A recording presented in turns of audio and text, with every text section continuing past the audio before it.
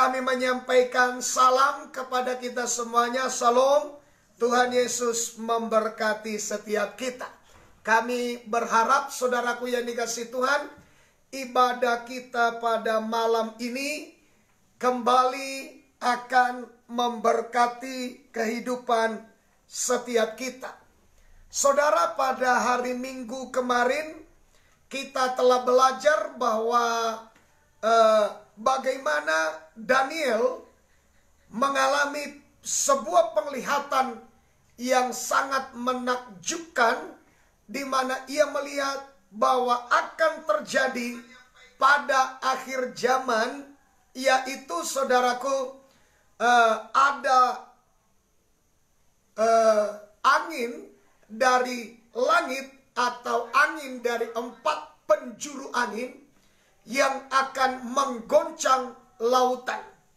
Dan laut, saudaraku, saya sudah sampaikan kepada kita, itu menunjuk kepada bangsa-bangsa atau orang-orang yang begitu ramai, dan itu menunjuk kepada bangsa-bangsa.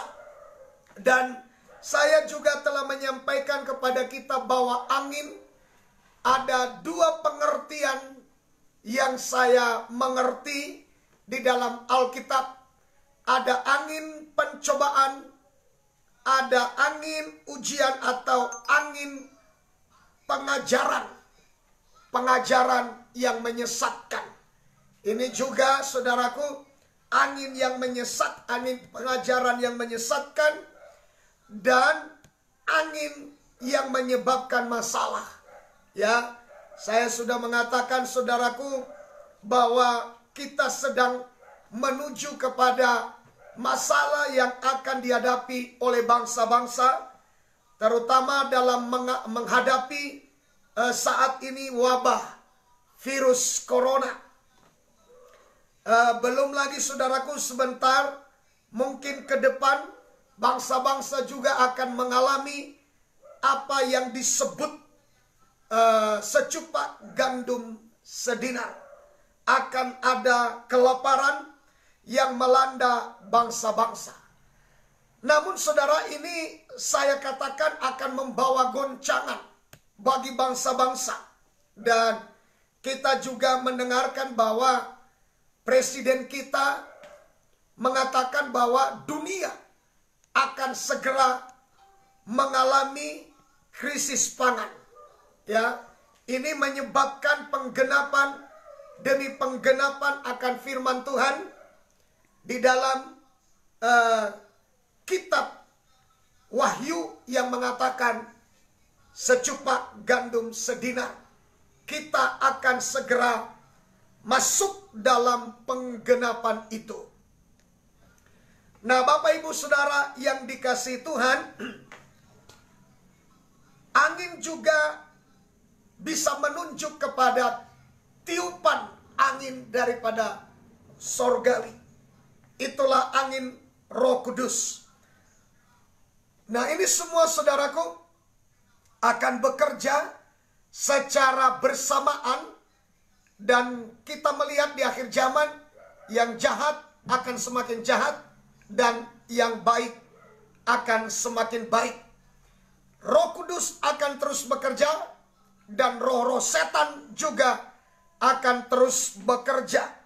Bersamaan dengan itu, ya, kita akan melihat saudaraku, sama-sama akan membawa goncangan yang begitu besar di tengah-tengah dunia ini atau di antara bangsa-bangsa.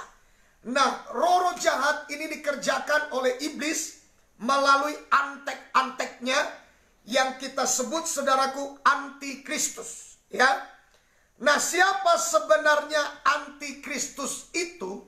Ya, kalau di luar Kristus kita sudah jelas memahami, ya, bahwa mereka adalah anti kepada Kristus. Tetapi siapa sebenarnya antikristus itu, ya saudara? Mari kita lihat 1 Yohanes pasal 2, ya. Siapa sih sebenarnya antikristus itu. Ya, kita perhatikan Bapak Ibu, 1 Yohanes 2 ayat 18 dan 19. Ya, kita lihat dulu 18. Firman Tuhan, Ya. anak-anakku, waktu ini adalah waktu yang terakhir. Waktu ini adalah waktu yang terakhir. Dan seperti yang telah kamu dengar, Lanjut. seorang antikristus akan datang. Seorang antikristus akan datang. Seorang antikristus akan datang. Berapa banyak antikristus? Seorang antikristus akan datang. Ya, seorang antikristus akan datang. Sudah datang? Belum, akan datang. Ya, akan datang. Pada waktu itu belum, tapi dikatakan akan datang. Nah, sekali lagi saudara, berapa banyak antikristus? Seorang antikristus akan datang. Sudah datang? Belum, pada waktu itu belum. Ya, belum. Nah, lanjut. Sekarang telah bangkit banyak antikristus. Tetapi sekarang telah bangkit banyak antikristus. Nah, ini sebenarnya saudaraku sepertinya berlawanan. Ya, sepertinya berlawanan.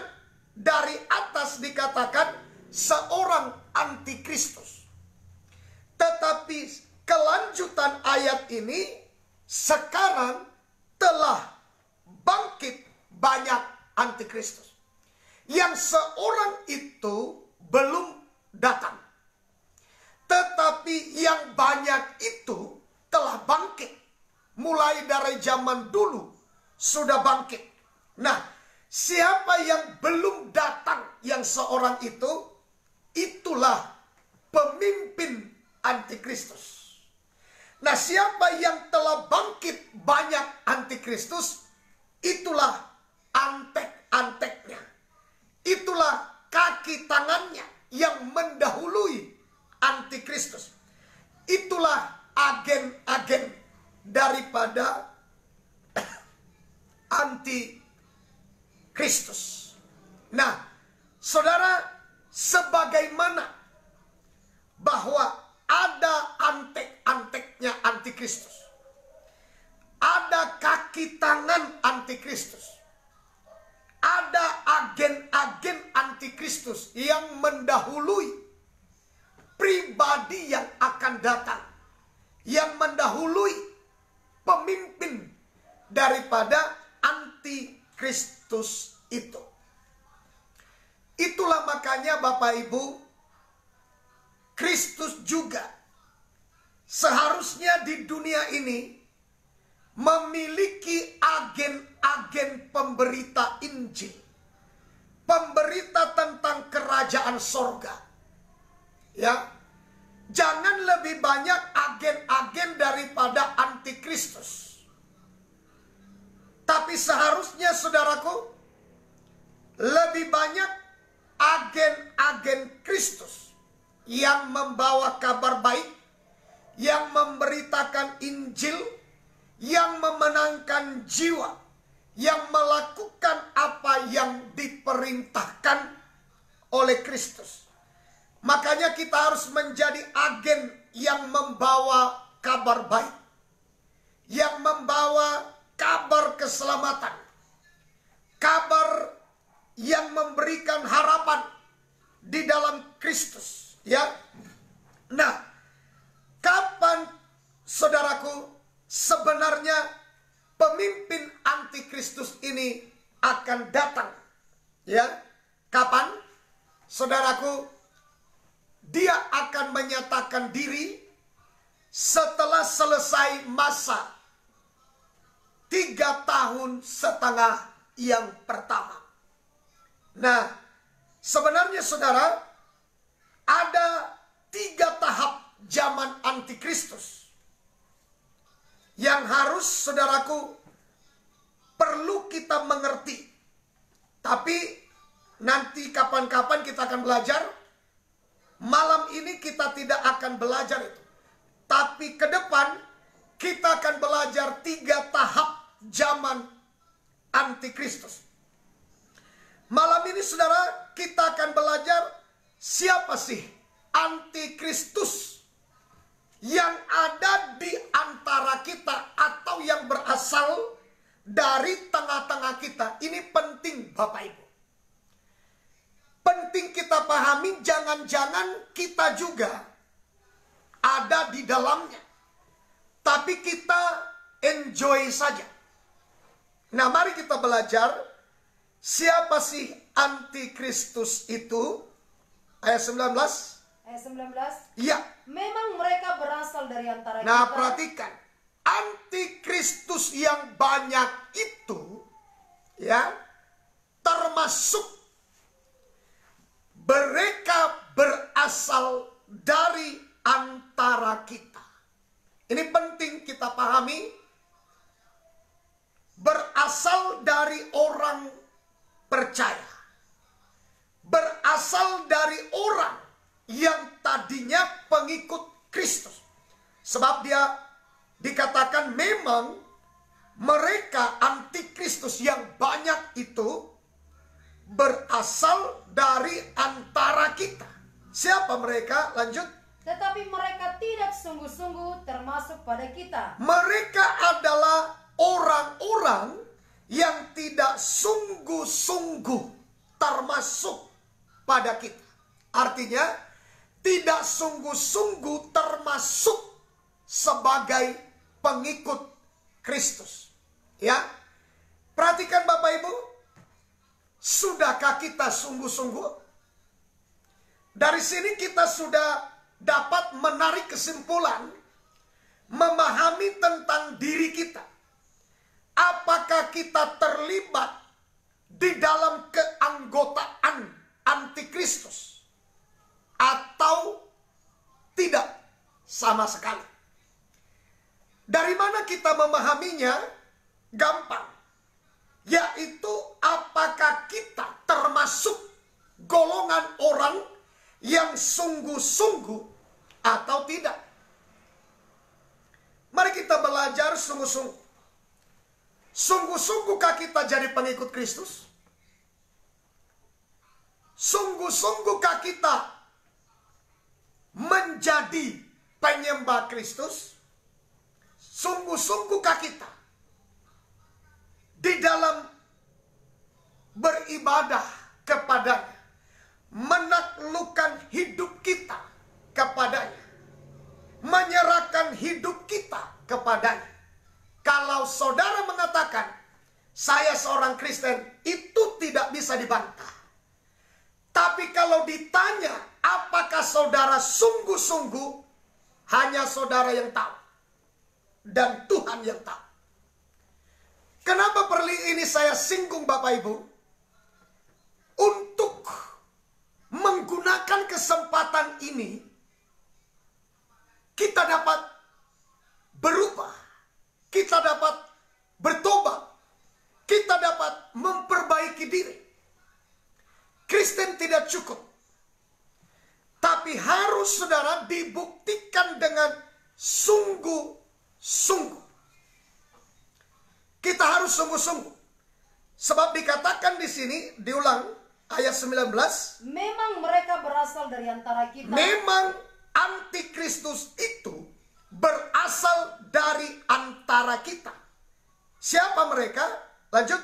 Tetapi mereka tidak sungguh-sungguh termasuk pada kita. Mereka adalah orang-orang yang tidak sungguh-sungguh. Coba lihat, saudara. Berapa banyak orang Kristen tapi tidak sungguh-sungguh? Berapa banyak orang yang datang ke gereja tapi tidak sungguh-sungguh?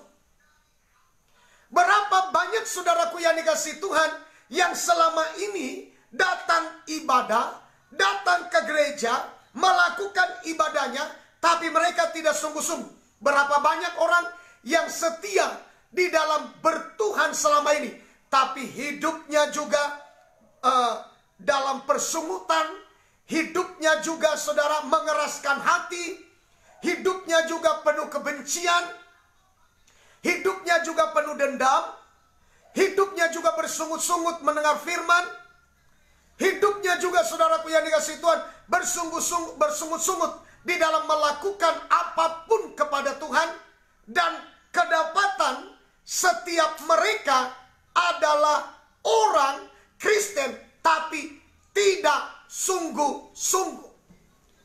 Pertanyaannya saudara, sudahkah kita sungguh-sungguh? Ini penting. Kalau tidak saudaraku, kita berpikir bahwa kita adalah seorang pengikut Kristus, tapi cek ketika kita mengecek pengikutan kita kepada Tuhan, ternyata tidak sungguh-sungguh. Dan penting kita pahami, ternyata orang yang tidak sungguh-sungguh masuk dalam kategori mereka antikristus.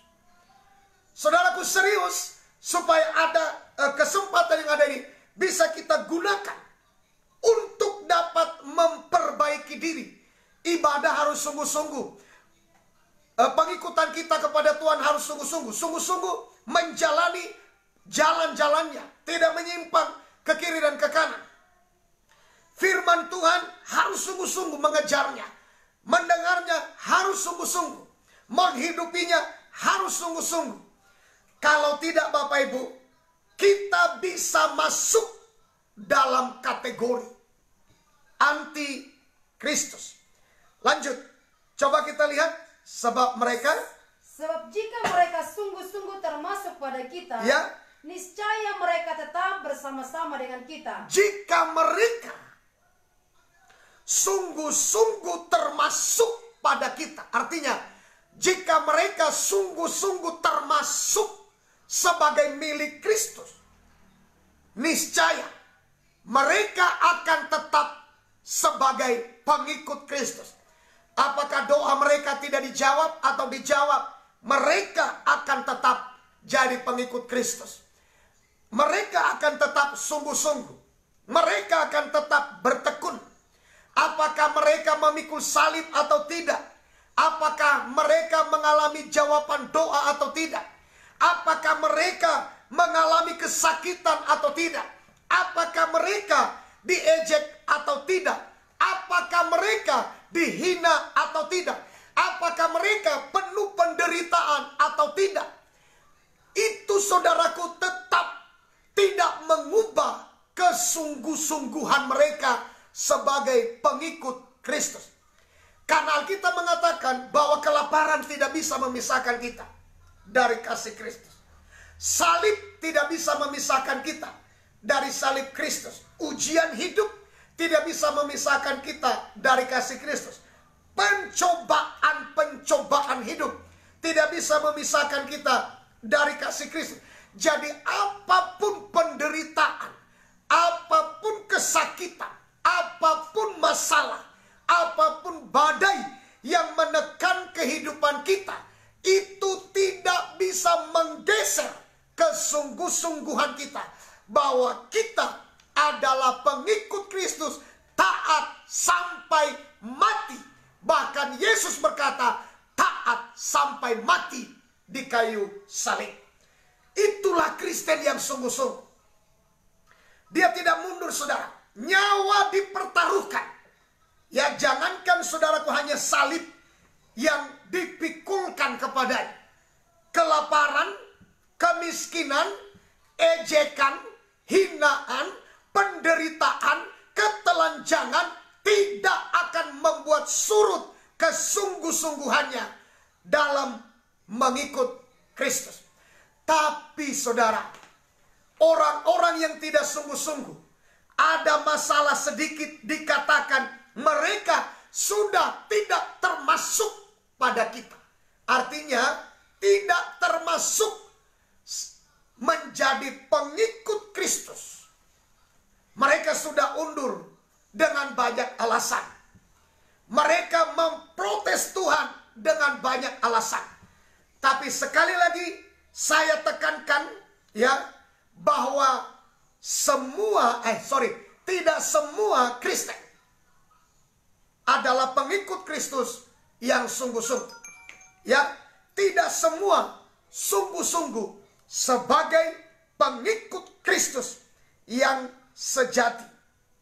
Nah, pengenalan akan Kristus sebenarnya saudaraku yang sangat sulit adalah justru dari antara kita. Dari antara orang Kristen. Kalau yang tidak mengaku Kristus, Yesus adalah Tuhan, jelas. Itu sudah jelas antikristus. Nah, inilah yang akan kita belajar pada 3 zaman antikristus berkuasa. 3 zaman itu kita perlu memahami. Nah, saudara, kalau antikristus dalam pengertian tidak percaya Tuhan, bukan orang gereja, tidak terima Yesus sebagai Tuhan dan Juru Selamat, itu gampang kita mengenal mereka. Sudah jelas. Karena 1 Yohanes 4 ayat yang ketiga. Coba kita lihat 1 Yohanes 4 ayat yang ketiga jelas. Mengatakan di luar Kristus sudah jelas antikristus. Lanjut. Dan setiap roh yang tidak mengaku Yesus. Setiap roh yang tidak mengaku Yesus. Terus. Tidak berasal dari Allah. Terus. Roh itu adalah roh antikristus. Nah, jelas saudara. Ya, jadi gampang kita mengerti. Di luar Kristus, setiap roh yang tidak mengaku Yesus adalah antikristus. Udah jelas. Menurut 1 Yohanes pasal 4 ayat 3. Justru yang sulit dikenal antikristus itu adalah orang yang menjadi pengikut Kristus, tapi ternyata mereka adalah antikristus. Ini perlu kita mengerti Bapak Ibu. Perlu kita mengecek. Supaya kita jangan pada akhirnya tertipu. Banyak orang menganggap jalannya lurus, tetapi ujungnya menuju maut. Ini perlu. Kalau di luar Kristus sudah jelas. Kita gampang memahami. Ya. Siapa-siapa mereka nanti kita akan belajar pada 3 zaman antikristus bekerja. Zaman pertamanya, kedua, dan ketiganya. Nah, ini di luar Kristus gampang kita memahami. Yang justru sulit itu, dan banyak orang berpikir bahwa mereka adalah pengikut Kristus, ketika mereka, saudara, menjadi orang Kristen. Ketika mereka mengaku mereka telah menerima Yesus sebagai Tuhan dan Juru Selamat mereka, mereka ada di dalam gereja. Bahkan tidak sedikit mereka melibatkan diri, berkorban untuk gereja atau pelayanan pekerjaan Tuhan. Bahkan saudara, tidak sedikit mereka tekun di dalam ibadah. Tapi saudaraku, di luar daripada itu, di luar daripada gereja, sebenarnya mereka hanya menyamar saja, tapi tidak menunjukkan kulit dalamnya, isi yang di dalamnya. Saya mau katakan Bapak Ibu, perlu kita tunjukkan kekristenan kita mulai dari sekarang. Kenapa saudara? Ini zaman akhir. Ya, kesiapan kita memikul salib, kesiapan kita menderita, kesiapan kita dianiaya, kesiapan kita mengalami, saudaraku, penderitaan demi penderitaan, kesiapan kita lapar karena Kristus, kesiapan kita haus karena Kristus, kesiapan kita capek karena Kristus, kesiapan kita berkeringat, memberikan waktu, memberikan tenaga, sepertinya kita merugikan diri kita sendiri demi menyenangkan Tuhan. Itu penting. Jangankan saudaraku hanya bicara masalah kerugian secara lahiriah, bahkan taat sampai mati. Itu ajaran Tuhan Yesus. Itulah yang sungguh-sungguh sejati dalam pengikutan kepada pribadi Kristus. Nah, kita perlu saudara, jangan dikit-dikit ada masalah dikit udah tinggalkan Tuhan. Masalah dikit-dikit aku nggak perlu ibadah. Ya, perlu kita tunjukkan, ya, kita adalah seorang Kristen sejati yang sungguh-sungguh. Kalau di luar Kristus sudah jelas ya, 1 Yohanes 4 ayat 3, setiap roh yang tidak mengaku Yesus adalah anti Kristus. Saudara, beban kita adalah, saya sebagai hamba Tuhan, tentu beban saya bagaimana sidang jemaat Tuhan menjadi orang yang sungguh-sungguh betul. Ya, sungguh-sungguh dalam memberikan waktunya, sungguh-sungguh dalam memberikan keringatnya, sungguh-sungguh dalam memberikan hidupnya, sungguh-sungguh kalau dia seorang mau berkorban yang sungguh-sungguh. Saudaraku yang dikasihi Tuhan, tapi tidak hanya itu, saudara. Anak-anak saya juga, anak-anak kami. Apakah anak-anak kita juga sudah sungguh-sungguh?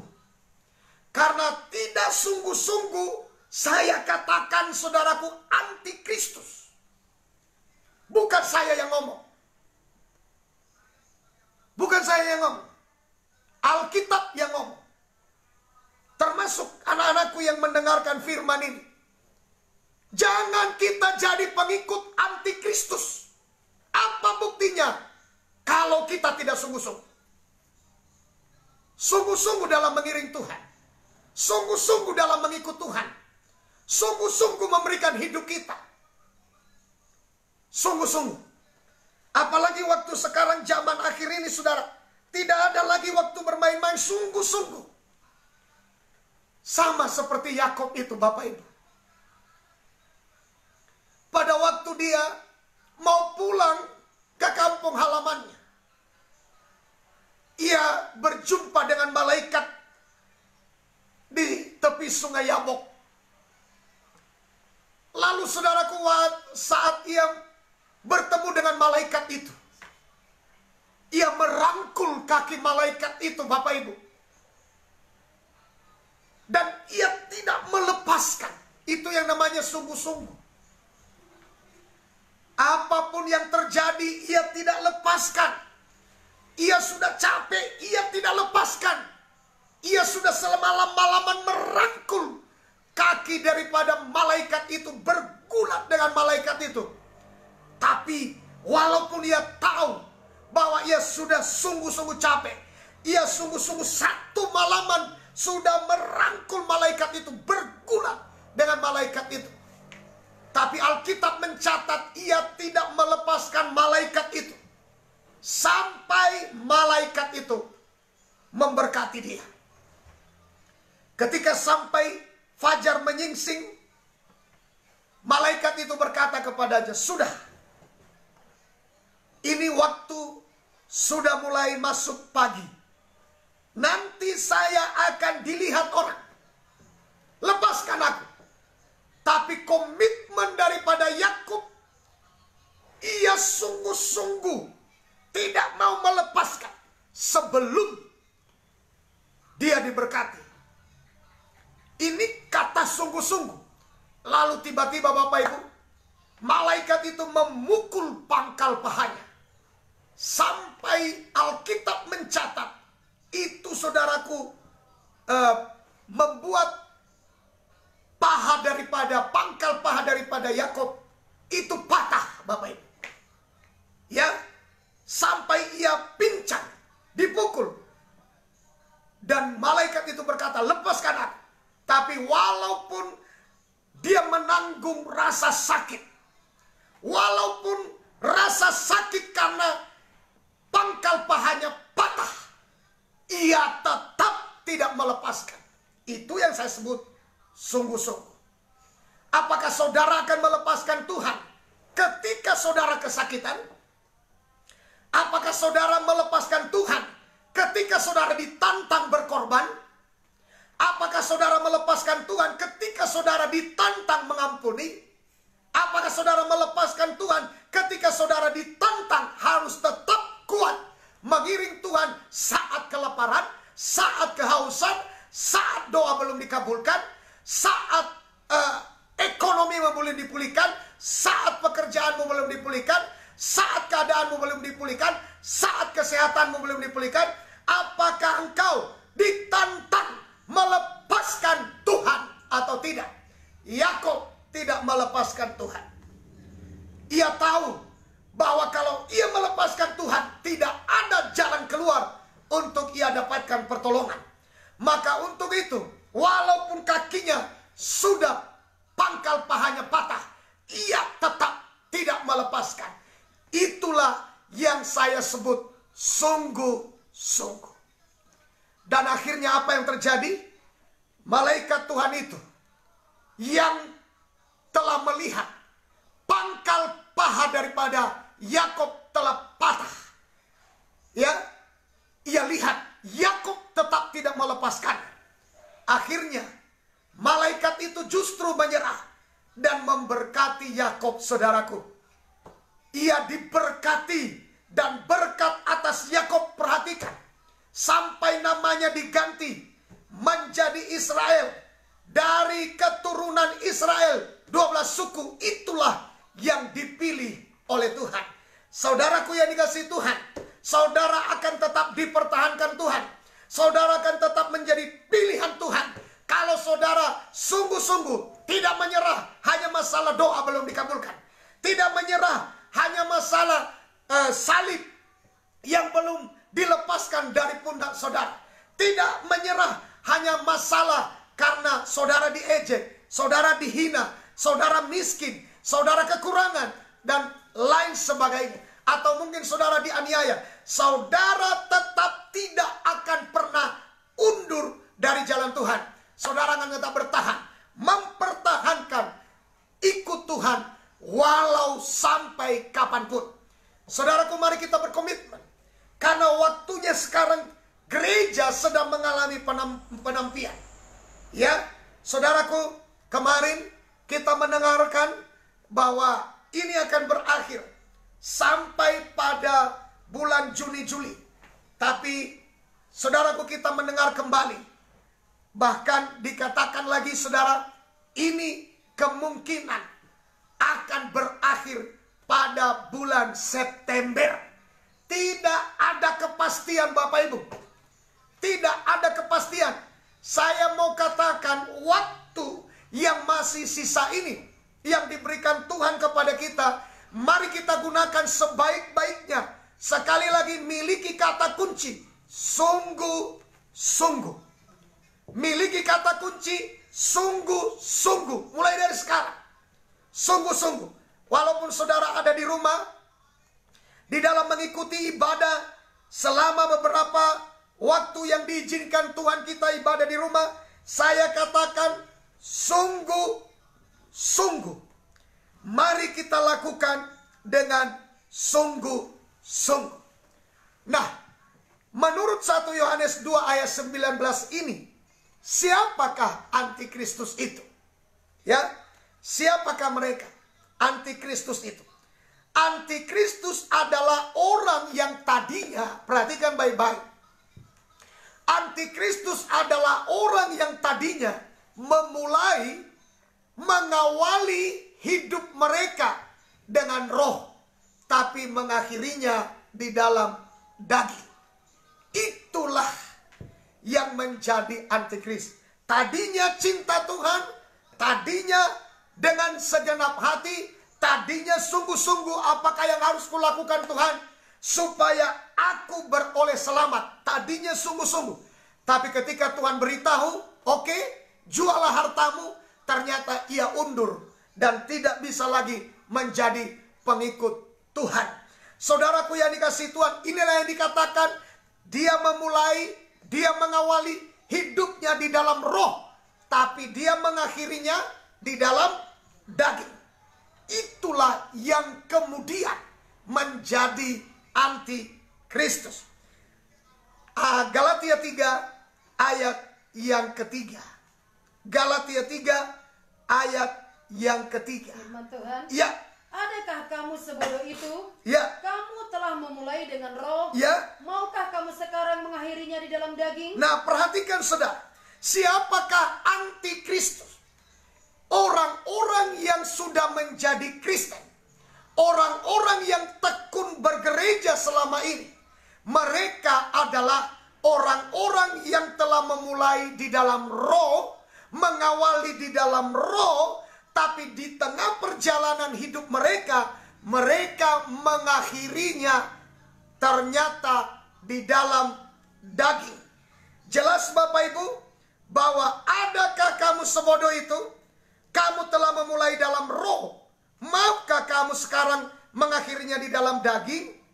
Sia-siakah semua yang telah kamu alami sebanyak itu? Masakan sih sia-sia? Sia-siakah penebusan Kristus dalam hidupmu? Sia-siakah kematian Kristus di kayu salib untukmu?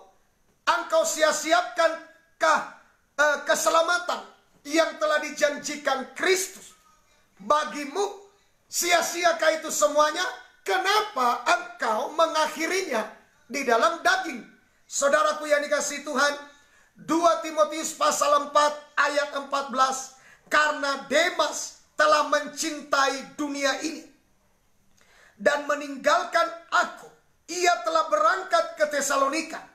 Kreskes telah pergi ke Galatia dan Titus ke Dalmatia. Demas telah mencintai dunia ini. Kalau saudaraku dulu dia bersama-sama dengan Rasul Paulus, sudah terlibat di dalam pelayanan, pekabaran kabar baik, pekabaran Injil, sudah terlibat menikmati kemurahan Tuhan, sudah terlibat menikmati kasih karunia Tuhan, kebaikan Tuhan, pengampunan Tuhan, keselamatan yang daripada Tuhan. Tapi sayang, dia akhiri dengan mencintai dunia ini. Saudara, itulah nantinya yang akan menjadi anti Kristus. Ya, saudaraku, tidak heran begitu banyak orang yang katanya sekarang dia telah menemukan kebenaran, tapi mereka telah meninggalkan iman mereka. Mereka telah meninggalkan Kristus. Mereka telah meninggalkan kebenaran. Sekali lagi saya mau pastikan kepada saudara, di bawah kolong langit ini tidak ada satu nama yang olehnya manusia dapat diselamatkan, kecuali hanya di dalam Kristus. Dan saya mau katakan kepada kita, kalau engkau meninggalkan Kristus, kebinasaan kekal selama-lamanya. Untuk itu saya pastikan mulai malam ini komitmen yang baru. Jangan lagi bermain-main dalam mengiring Kristus. Jangan awali dalam roh dan saudara akhiri di dalam daging. Mari kita sungguh-sungguh, ya saudara, ketika sekarang di dalam daging, disitulah kita menemukan orang-orang itu telah menjadi antikristus. Contoh yang lain adalah Saul. Saul, mari kita lihat ayat ini Bapak Ibu, ya. Menarik untuk direnungkan kehidupan Saul yang mengawali dengan roh, tapi mengakhirinya di dalam daging. 1 Samuel 16 ayat yang ke-14 kita perhatikan. Ya. Firman Tuhan. Ya. Tetapi roh Tuhan telah mundur daripada Saul. Roh Tuhan telah mundur daripada Saul. Tadinya dia dihinggapi oleh roh Tuhan, Roh Kudus. Lanjut. Dan sekarang ia diganggu oleh roh jahat yang daripada Tuhan. Inilah saudara, dengan Roh Kudus mengakhiri dengan roh setan, mengawali dengan roh Tuhan, mengawali di dalam roh, tapi mengakhiri di dalam daging. Betapa pentingnya kita merenungkan ini. Ada berapa oleh Tuhan? Mereka bersaksi semua oleh karena kemurahan Tuhan. Tapi berapa banyak di antara mereka yang sudah bersaksi tentang Tuhan? Kita menemukan mereka telah hilang dari Tuhan. Mereka telah mengakhiri di dalam daging. Mereka awali dengan roh Tuhan, mereka akhiri dengan roh. Dan saudaraku, penting kita merenungkan dengan baik pada malam hari ini.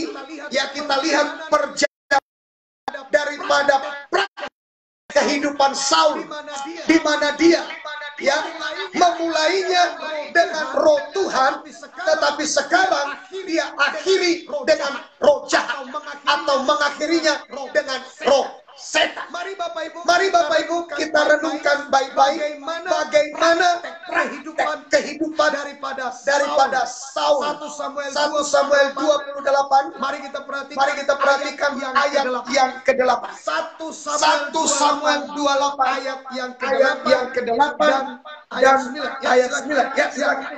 Ya.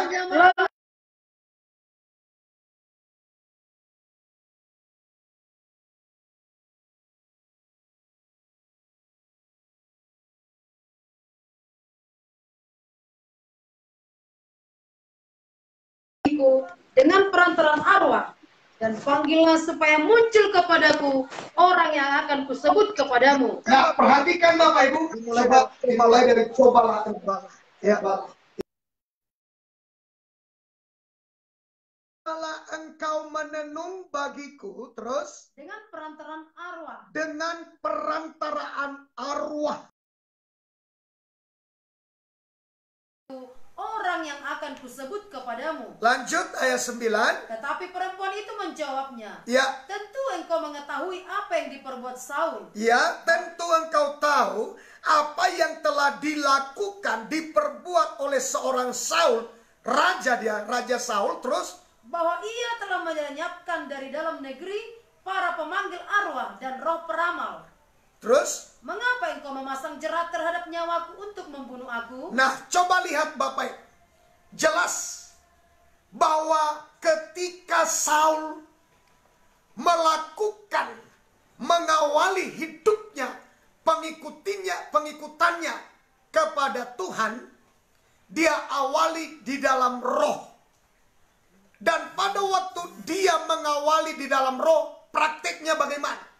Menurut pemberitaan perempuan ini, tentu engkau mengetahui apa yang dilakukan Saul, apa yang diperbuat Saul saat ia penuh dengan Roh Kudus, saat ia mengawali hidupnya di dalam Tuhan, saat ia mengawali hidupnya di dalam roh Tuhan.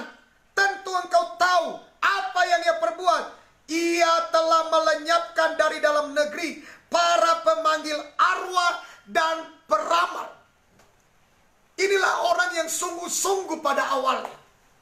Inilah orang yang memulai dengan roh. Tapi saudaraku, coba lihat akhir hidup daripada Saul. Ia mengakhirinya dengan pergi bertanya kepada roh peramal. Ia mengakhirinya dengan pergi bertanya kepada roh arwah. Padahal waktu dia hidup di dalam roh, ia begitu perkasa. Ia begitu semangat mempraktekkan kebenaran. Ia menghabisi di dalam negeri semua orang-orang yang memanggil arwah. Semua orang-orang yang meramal, tukang peramal, atau sering disebut saudaraku para dukun-dukun. Ia habisi semuanya saat ia hidup di dalam roh, saat ia benar-benar dipimpin oleh roh Tuhan. Tapi lihat, ketika ia mengakhirinya di dalam daging, lihat apa yang terjadi. Ia pergi kepada para pemanggil arwah dan para peramal. Kenapa ini bisa terjadi? Inilah praktek mengawali dengan roh, tapi mengakhirinya di dalam daging. Pada waktu di dalam roh, minuman keras salah. Pada waktu di dalam roh, merokok salah. Pada waktu di dalam roh, membenci salah. Pada waktu di dalam roh, dendam kepada orang lain, menyimpan kepahitan, itu salah. Tapi setelah di dalam daging, duduk di kumpulan para pencemooh. Setelah di dalam daging, duduk di kumpulan orang-orang berdosa. Setelah di dalam daging, duduk di dalam kumpulan para tukang gosip. Setelah di dalam daging, saudara, menyimpan kebencian, menyimpan dendam, menyimpan kepahitan,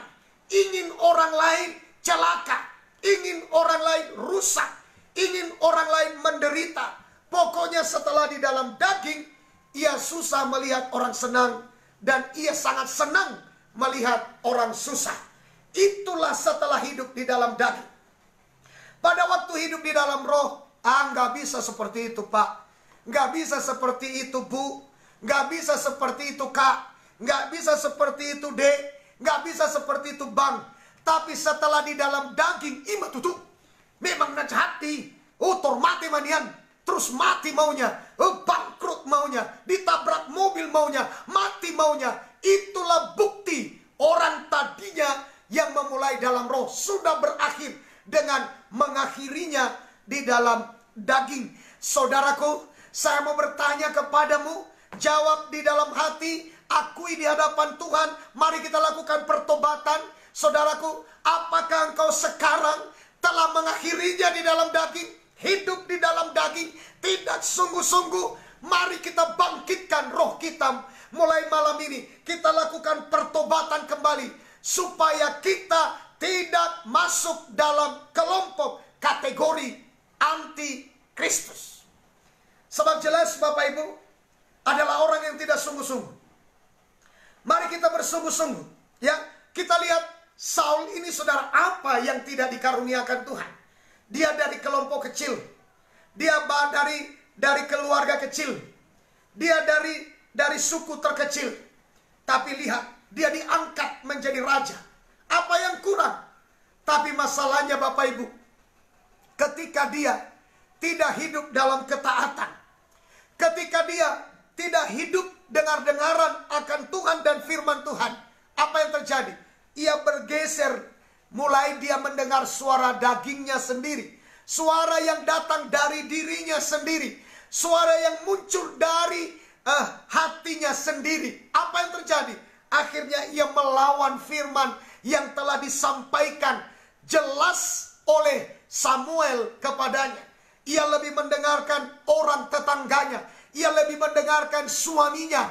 Ia lebih mendengarkan istrinya. Ia lebih mendengarkan orang tuanya. Akhirnya ia melawan firman yang disampaikan oleh hamba Tuhan Samuel kepadanya. Saudaraku yang dikasihi Tuhan, apakah kita mulai lebih dengar-dengaran suara diri kita daripada suara firman? Firman sudah jelas disampaikan kepada kita, tapi kita mulai mendengarkan lebih kuat suara daging kita. Akhirnya kita tidak taat kepada firman, dan terjadilah mengawali dengan roh, lama-kelamaan mengakhiri di dalam daging. Saudaraku yang dikasihi Tuhan, mari kita perhatikan ya, bahwa selanjutnya kita lihat praktik daripada Raja Saul ini yang memulai di dalam roh, mengakhiri di dalam daging.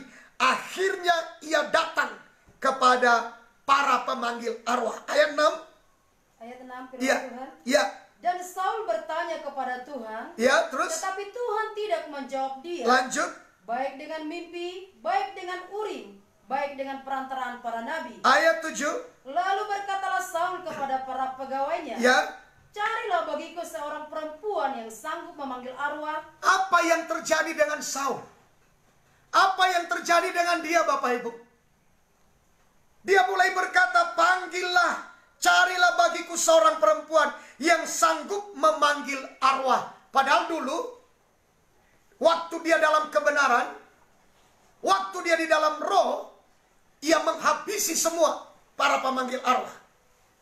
Ya, kalau ada yang sisa yang didatanginya ini adalah orang yang menyembunyikan dirinya saat pembasmian itu terjadi.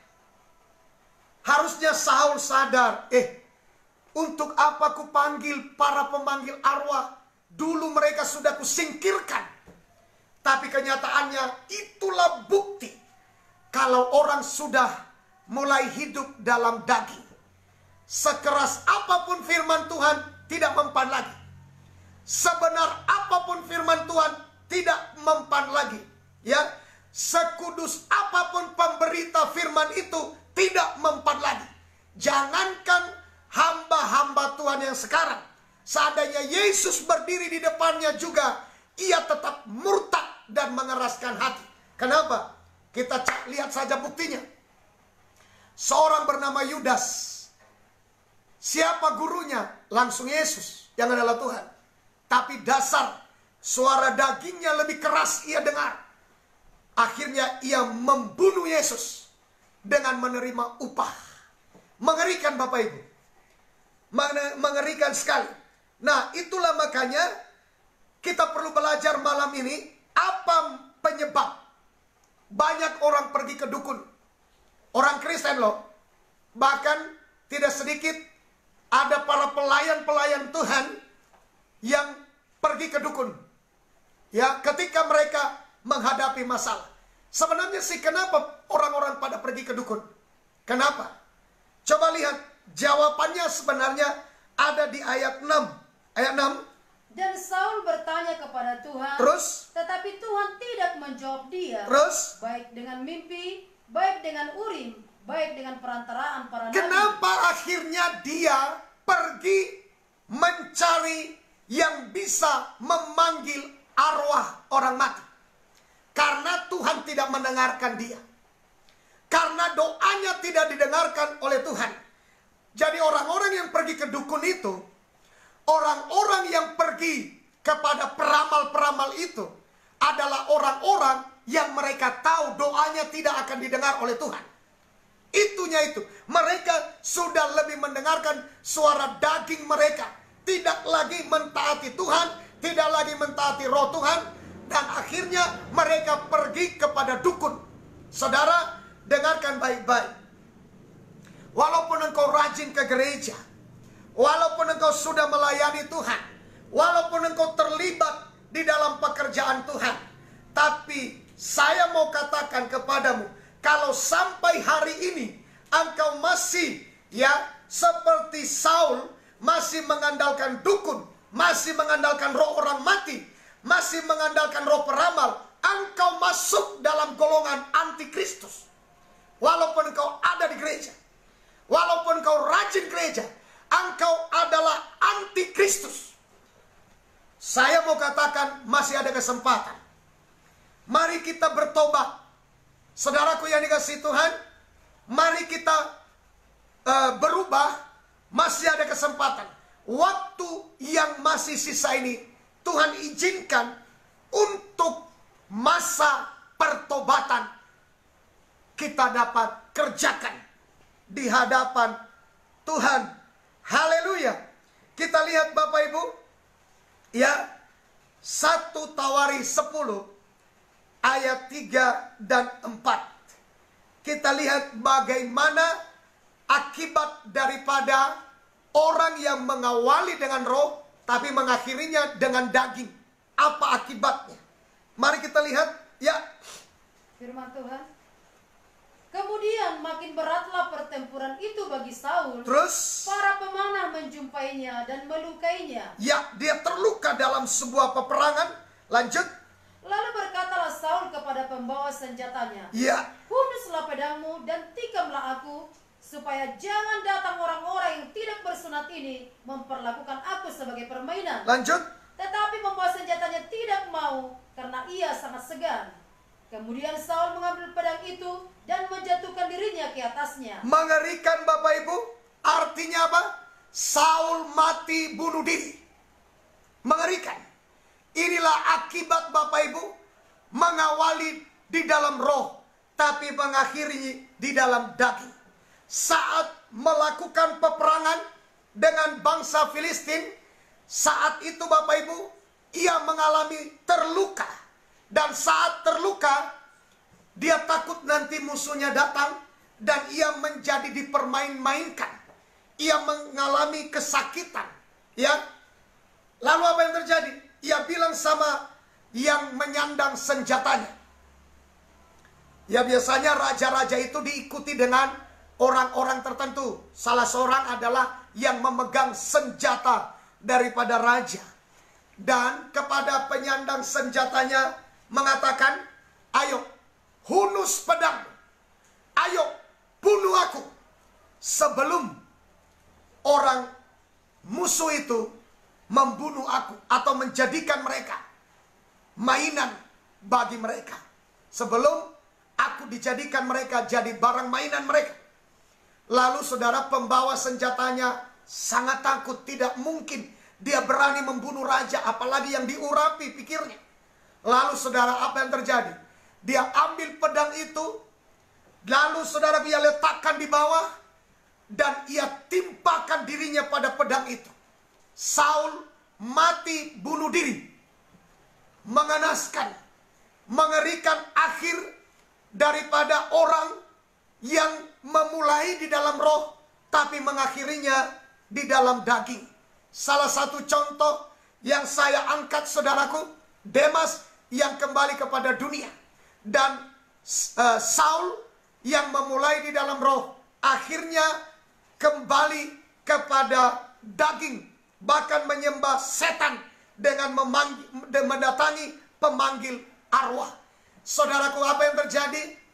Mengerikan kematiannya. Ia bunuh diri, Bapak Ibu. Sama dengan dosa daripada Yudas Iskariot yang menjual Yesus. Tapi ia bunuh diri. Ia ambil tali, ia ikat lehernya di atas pohon. Ia mati, ia jatuh, perutnya pecah. Hampir sama dengan Saul. Mengerikan cara matinya.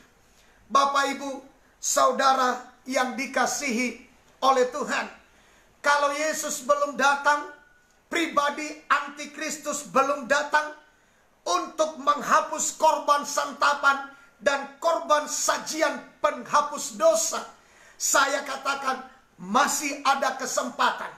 Penebusan masih tersedia bagi saya dan saudara. Pengampunan masih tersedia bagi saya dan saudara. Saudaraku, masih ada waktu untuk memperbaiki diri supaya kita beroleh selamat.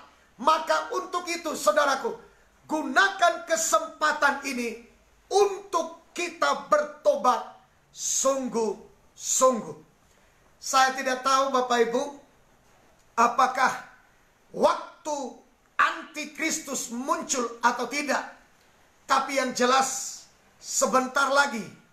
Apakah sebentar ini? Apakah 3 tahun lagi? Apakah 7 tahun lagi? Apakah, saudaraku yang dikasih Tuhan, ya mungkin sekitar 37 sampai 10 tahun lagi.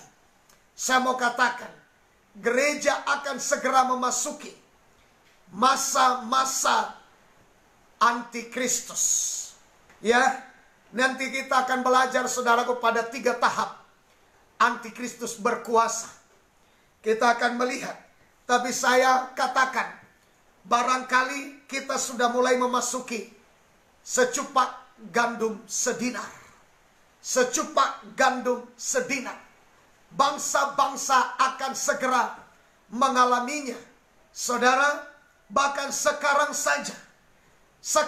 saja dampak COVID-19 ini sudah membuat ekonomi bangsa-bangsa tergoncang. Ya, benar-benar sudah banyak mengalami goncangan. Bahkan Amerika, negara adik kuasa yang selama ini kita kenal dengan baik bagaimana hebatnya mereka. Dengan virus saja mereka tidak berdaya. Presiden Amerika menangis seperti anak kecil. Saudaraku yang dikasihi Tuhan, itu membuktikan siapapun kita tidak berdaya, apalagi nanti pada zaman antikristus. Bagaimana dicurahkannya nanti, saudaraku, ya, bagaimana dicurahkannya murka Tuhan saat 7 sangkakala ditiup. Bagaimana nanti, saudaraku, dicurahkannya saat bokor-bokor murka Tuhan dicurahkan di atas muka bumi ini. Dan saya katakan itu sangat mengerikan. Dan jangan sampai kita masuk ke dalam masa-masa kemurkaan Tuhan itu. Saudara, jelas dikatakan apa penyebab kematian Saul. 1 Tawaris 10 ayat 3. Ya, 1 Tawaris 10 ayat 3. Ya. Sorry. Ayat 13. Ayat 13. Ya. Demikianlah Saul mati karena perbuatannya yang tidak setia terhadap Tuhan. Inilah, saudaraku, tidak setia berarti mengakhiri di dalam daging. itu namanya tidak setia. Mengawali di dalam roh dan mengakhirinya di dalam daging, itu namanya tidak setia. Berapa banyak orang-orang Kristen ditemukan Tuhan tidak setia. Ya, dulu saudara, saat susah paling gampang air mata keluar. Dulu saat susah paling gampang menangis.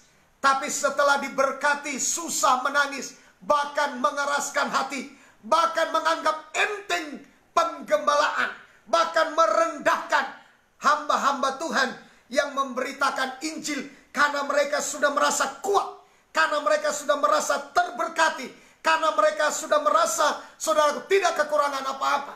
Dengarkan baik-baik, akan ada waktunya. Sedangkan Presiden Amerika, saya menangis seperti anak kecil, bahwa ia mengatakan tidak berdaya menghadapi situasi akibat virus corona. Saudaraku yang dikasihi Tuhan, namun selalu saya katakan, masih ada kesempatan yang singkat ini. Mari kita gunakan sebaik mungkin di hadapan Tuhan. Mari kita perhatikan lanjut, saudara, ayat 13. Ya, ayat 13. Ya, silakan. Demikianlah Saul mati karena perbuatannya yang tidak setia terhadap Tuhan. Saul mati karena perbuatannya yang tidak setia. Saya berharap orang yang tidak setia berarti binasa dalam neraka. Lanjut. Oleh karena ia tidak berpegang kepada firman Orang yang tidak berpegang pada firman Tuhan binasa seperti Saul. Ya, jadi lanjut. Dan juga karena ia telah meminta petunjuk dari arwah. Jadi ada 3 penyebab Tuhan membunuh Saul. Yang pertama, tidak setia. Awali di dalam roh, mengakhiri di dalam daging. Tidak setia. Yang kedua, tidak berpegang pada firman. Sering sekali saudaraku, kita banyak alasan. Kita banyak alasan supaya kita mempertahankan ajaran-ajaran yang kita terima di luar daripada firman Tuhan. Saya katakan inilah penyebab Saul mati. Yang pertama, tidak setia. Yang kedua, tidak berpegang pada firman. Dan yang ketiga, karena ia bertanya kepada roh arwah. Ya, karena ia bertanya kepada roh arwah, atau ia meminta petunjuk kepada roh arwah. Kepada saudara-saudaraku yang dikasihi Tuhan, saudara yang menganggap dirimu Kristen, saudara yang menganggap dirimu sudah melayani Tuhan, saudara yang menganggap dirimu tekun beribadah, tapi engkau masih tekun mempercayai roh orang mati, saya harus tegaskan kepadamu, kalau engkau tidak bertobat, maka engkau akan mengalami seperti Saul. Bahkan saya katakan dalam kategori antikristus. Menurut konteks bacaan kita pada malam hari ini, yang saya contohkan mengenai seorang bernama Saul. Kalau saudara belum dipakai Tuhan seperti Saul luar biasa, ya, yang dipakai Tuhan luar biasa, dipilih secara luar biasa oleh Tuhan, masih bisa matinya seperti ini. Ya, karena tidak setia, karena tidak berpegang pada firman, dan karena bertanya kepada arwah. Keluarga-keluargamu yang masih hidup di sana, segera bawa mereka kepada Tuhan. Mari kita gunakan waktu dan kesempatan ini untuk membawa mereka kepada Tuhan, supaya mereka bertobat. Jadi ada 3 penyebab Saul mati. Yang pertama, tidak setia. Yang kedua, tidak berpegang pada firman. Yang ketiga, karena ia meminta petunjuk kepada orang-orang mati. Ya, coba diulang sekali lagi, 13. Demikianlah Saul mati karena perbuatan yang tidak setia terhadap Tuhan. Ya. Oleh karena ia tidak berpegang pada firman Tuhan, dan juga karena ia telah meminta petunjuk dari arwah. Terus? Dan tidak meminta petunjuk Tuhan. Terus? Sebab itu Tuhan membunuh dia dan menyerahkan jabatan raja itu kepada Daud bin Isai. Jadi jelas bahwa Tuhan yang membunuh dia. Jadi orang-orang yang tidak setia nanti, saudara, memulai dalam roh, mengakhiri dalam daging, itu akan dibuang Tuhan atau dilemparkan Tuhan dalam lautan api belerang selama-lamanya. Ingin mati tidak mati-mati, ingin makan tidak ada makanan, ingin minum tidak ada minuman. Demikianlah selama-lamanya berteriak, dan tidak akan ada pertolongan selama-lamanya. Inilah yang dimaksud orang-orang yang memulai dalam roh, mengakhiri dalam daging, yang akan menjadi antikristus dari tengah-tengah orang-orang percaya. Nah, saya ingin saudara semua jemaat memahami hal ini dengan baik, bahwa pada 3,5 tahun pertama akan terjadi pencurahan Roh Kudus besar-besaran, ya. Namun saudara, pada 3,5 tahun yang kedua, disitulah pekerjaan roh setan atau antikristus akan bekerja secara besar-besaran. Saudaraku, saya rasa begini, sebelum 3,5 tahun kedua, lebih baik kita gunakan sebelum masuk 3,5 tahun pertama ini. Mari kita gunakan sebaik-baiknya untuk menerima pencurahan Roh Kudus, karena masih ada kesempatan untuk memeteraikan keselamatan kita menjelang kedatangan Tuhan Yesus kali yang kedua. Saudaraku, lain kali kita akan belajar bagaimana sebenarnya pekerjaan Roh Kudus. Lalu kenapa ada yang dikatakan yang tidak mengampuni? Yang menghujat Roh Kudus, tidak ada pengampunan baginya. Jadi kesempatan ini kita terus memperbaiki diri kita, Bapak Ibu. Ya, jangan menghujat Roh Kudus, karena Roh Kuduslah yang menginsafkan manusia, karena Roh Kuduslah yang menyadarkan kita akan dosa dan penghakiman. Jadi jangan menghujat Roh Kudus. Buka hatimu dan terimalah pencurahan Roh Kudus di akhir zaman ini. Kesempatan masih ada. Saudaraku, sampai di sini firman Tuhan yang bisa kami sampaikan, dan Tuhan Yesus memberkati kita semuanya. Saudara, kita akan menyembah Tuhan dan kita akan melakukan yang terbaik buat Tuhan. Sebelumnya kita menyembah Tuhan dan kami akhiri pemberitaan firman Tuhan sampai di sini. Tuhan Yesus memberkati kita semuanya.